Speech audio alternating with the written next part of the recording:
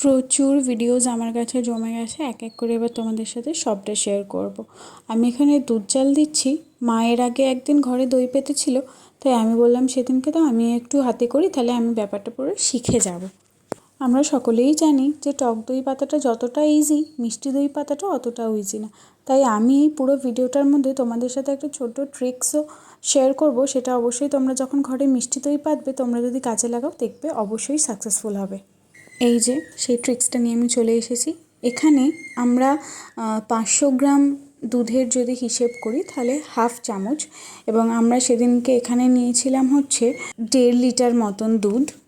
তো তোমরা এখানে 1.5 চামচ মতন কর্নফ্লাওয়ার, একটা ঠান্ডা জল একটু নিয়ে তোমরা একটা স্লারি টাইপের বানিয়ে নেবে, এবং আস্তে আস্তে এখানে দেখো কিভাবে অ্যাড করছে সেই ব্যাপারটা পুরোটা তোমাদেরকে দেখাই। একটু ভিডিওটা লং হবে, কিন্তু দেখতে থাকো, তোমরা অবশ্যই শিখে যাবে।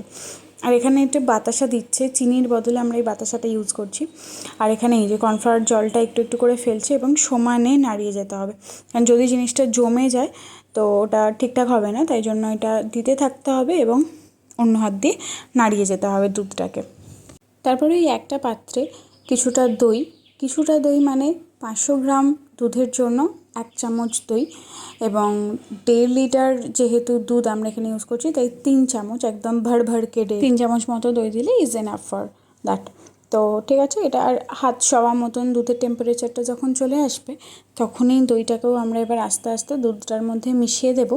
তারপরে দইটাকে আমরা বসাতে পারবো, কিন্তু দইটা যখন বসাবো তখন অলরেডি দুধটাকে ঠান্ডা হয়ে যেতে হবে। আর এটাকে প্রথমেই আমরা ফ্রিজারে দেবো না, প্রথমে 10 ঘন্টা আমরা বাইরে রাখবো, দেন আমরা এটাকে ফ্রিজারে সেট করার জন্য দিয়ে দেবো। আমাদের এখানে দুধটা একটু বেশি হয়ে গেছিলো, তাই জন্য ওইটাতে রাখার পর আবার এই টিফিন বক্সটাতেই বাকিটা রেখে দেওয়া হলো। দই কড়াটা তোমাদের দেখালাম, এবার দইটা কেমন বসেছে সেটাও তো দেখাতে হবে। আমরা এখানে জুগাড়ু ইউজ করেছি, সেটা হচ্ছে প্লাস্টিক দিয়ে র্যাপ করে দিয়েছিলাম। এইভাবেই বাইরেও ছিল আর ফ্রিজারেও ছিল। কতটা সুন্দর সেট হয়েছে জাস্ট দেখো। এটা থেকে এখন কাটছি না, সবাই এলে কাটবো।